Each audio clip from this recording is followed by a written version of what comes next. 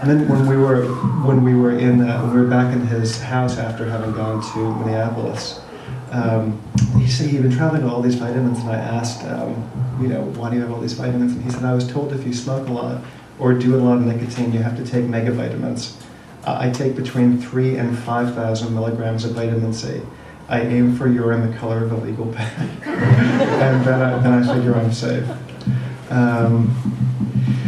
And then one very shocking thing, to go back to when I walked into his house in the first week of March, is, there are a lot of things you expect when you walk into the house of a writer you really admire and who your girlfriend can't stop reading. You expect to see sort of a great library and maybe cool paintings. What he had in his bedroom was that he had I guess lost a curtain, so he had a big Barney towel as one of the curtains. And then he had a giant poster of Alanis Morissette. And then we walked into his living room, and you do kind of wonder, what writers you admire read. And so I was thinking it'd be some great, I saw there was a magazine on the coffee table, and it was Cosmo. And he just said that he found reading I've Cheated, Should I Tell? 4 or 5 times a year to be fundamentally soothing to the nervous system. But I asked him about the Alanis Morissette, and he said, it's silly, but I left it up when you came. And I asked why, and he said, she's pretty, but she's pretty in a sloppy, very human way. There's something about, a lot of women in magazines are pretty in a way that isn't erotic, because they don't look like anybody you know. You can't imagine them putting a quarter on a parking meter or eating a bologna sandwich.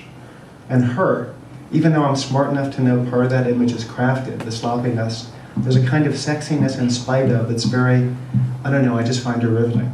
And I said that walking into his house, there were a lot of things I'd expected, but not that. And he said, I'm susceptible, like anyone else. And then he said, the Alanis Morissette obsession followed the Melanie Griffith obsession, a 6-year obsession. It was preceded by something that I will tell you I got teased a lot for, which was a terrible Margaret Thatcher obsession. All through college. Posters of Margaret Thatcher, ruminations on Margaret Thatcher. I asked him if it was sexual, and he said, unspecifically sexual, sensuous, perhaps. It more involved having tea with Margaret Thatcher. Having her really enjoy something I said, lean forward, and cover my hand with hers.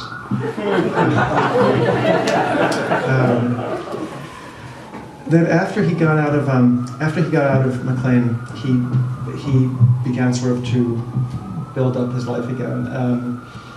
He went, I believe he went to some sort of recovery, and then he also had to get a job. And so we later, as we kind of got used to each other when we were driving back from Chicago back to Normal, we were talking about kind of jobs he had done. And the first job he got, Mark Costello had already left now for a law firm job in New York. And he said, that spring I worked as a security guard at the Lotus Software Corporation, which was weird. I have yet to integrate it into my experience. I've never worn polyester every day for 3 months. And I carried what was called a service baton. And this other security guard showed me, the tricks cops have, the various ways, which I wasn't great at, but I was fairly good at. And I remember just walking, my shift was, it was weird. It was half third, half first. So I'd go in super early in the morning until like mid-morning, and nobody would be there. And I'd just walk under these fluorescent lights, twirling my baton, thinking about as little as possible. And I asked if he thought I'd be writing more, and he said, yeah, I was pretty sure my life was over. And he said, but anyway, the next couple of years are fairly dull. I think I got a job the next fall. And I said, let's keep going chronologically. The sort of crap jobs are very interesting because it wasn't at all how I'd imagined his life. When someone is writing really beautifully, you somehow make that misestimation that their life has been terribly easy. And it was fascinating to learn that he had this sort of terrible time between getting out of McLean and finishing Infinite Jest. And he said, so I said, I want to hear more about the crap jobs. And he said, look, I've got an even better one. You don't even know what I'm going to talk about now. Okay, so I worked for a while as a security guard at Lotus, and then quit for the incredibly brave reason that I got tired of getting up so early in the morning. And then I got this job. This is the worst. I worked as a towel boy at something called the Auburndale Health Club in Watertown, which was a very shishi. They called me something other than a towel boy, but I was in effect a towel boy, who every once in a while was entrusted with the job of checking people in and having them show their card, and then working out on an unbelievably inelegant and clunky computer system how many visits they'd had. But anyway, okay, here's why I quit that job, is that I'm sitting there working that job, and who should walk in to get their towel but Michael Ryan. I should add at this point that we're back at David's house and we're petting his dogs. He has these 2 dogs that he loves. Michael Ryan's book, Secret Life, which came out around this time, was very famous. It was a history of his erotic life, and of course the most famous scene was Michael Ryan committing an act of love with his dog as a teenager. He said, so who should walk in to get their towel but Michael Ryan? Now Michael Ryan, who's best known now for a book called Secret Life, which is this kind of pretty hair-raising memoir, but at the time, yeah, not to mention as we're petting the dogs. But anyway, Michael Ryan had received a Whiting Writers Award the same year I had, like 2 years earlier in 1987. So I see this guy that I've been up on this fucking rostrum with, having Eudora Welty give us this prize. And 2 years later, I'm like, and I can remember, I can see, it's like the only time I've literally dived under something to have somebody avoid seeing me. Like he came in and I pretended not very subtly to slip and went under the counter and had the lady that was there, and I forget, I think I lay face down and didn't respond. And she, of course, didn't want to be going, David, what's wrong? Well, a guest was there, so she gave him the towel. And I remember I somehow worked the rest of that day. I think I would peer around corners to see what room he was in, and then dash and put the towel on a towel bin. And I remember I left that day, and I didn't go back. And of course, while David and I were driving around, we would talk about things like movies and about music, and I kind of love, just 2 more sections, I kind of love this thing that he said about pop music and living in Illinois, where basically, living in Bloomington, one of the things that I do, I mean, you have to listen to a lot of crappy country music. Because that's like pretty much all there is on the radio when you're tired of like listening to Green Day on the one college station. And these country musics that are just so, you know, baby since you left, I can't live, I'm drinking all the time and stuff. And I remember just being real impatient with it until I'd been living here about a year. And all of a sudden I realized that what if you just imagine that this absent lover they're singing to is just a metaphor, and what they're really singing to is to themselves or to God. Since you've left, I'm so empty, I can't live, my life has no meaning. That in a weird way, I mean, they're incredibly existentialist songs that have the patina of the absent, of the romantic crap, just to make it saleable, but that all the pathos and heart that comes out of them is that they're singing about something much more elemental being missing, and they're being incomplete without it than just, you know, some girl in tight jeans or something. And it's so weird. It's like you live immersed in this stuff, and then every once in a while you realize that it's all the same and it's all about the really profound crap, and that it's adjusted in various ways to talk to various demographic groups for commercial reasons, but that if you cock your ear and listen real close, it's deep, you know? And then I asked him where else he sort of saw that kind of cool stuff coming out of pop culture. He said, wow, oh God, everything. I mean, even, we were making jokes before about Love Boat and Baywatch. The really commercial, really reductive shows that we love to sneer at are also tremendously compelling, because the predictability in popular art, the really formulaic stuff, the stuff that makes no attempt to surprise or do anything artistic, is so profoundly soothing. And that even the dead sister most tired viewer can see what's coming, and it gives you a sense of order, that everything's going to be all right, that this is a narrative that will take care of you and won't in any way challenge you. It's like being wrapped in a chamois blanket and nestled against a big, generous tit, you know?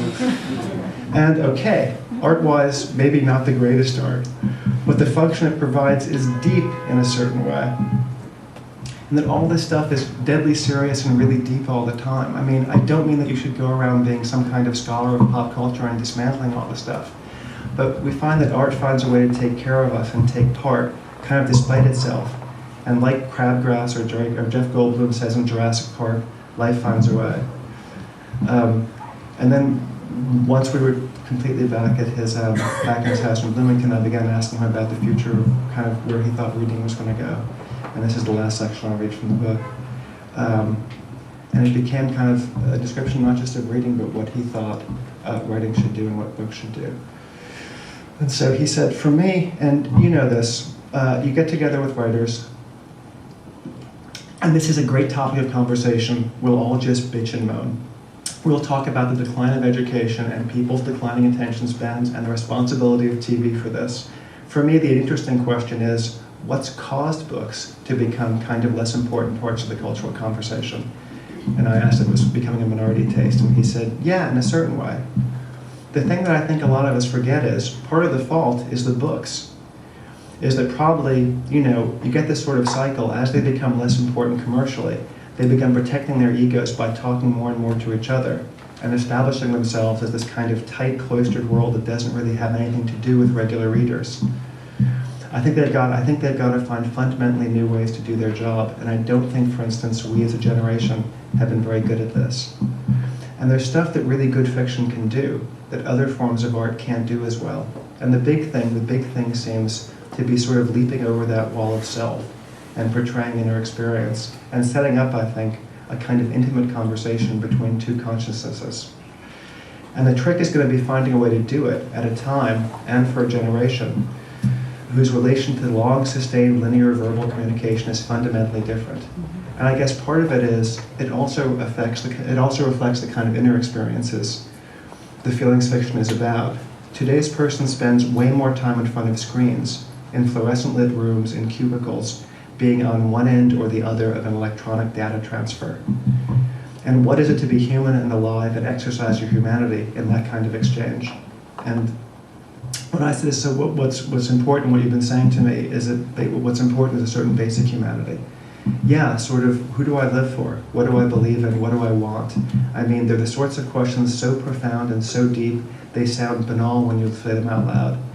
And I said that I think every generation finds new excuses for why people behave in a basically ugly manner. The only constant is the bad behavior. I think our excuse now is media and technology. And he answers, I think the reason why people behave in an ugly manner is that it's really scary to be alive and to be human. And there are all kinds of reasons for why we're so afraid.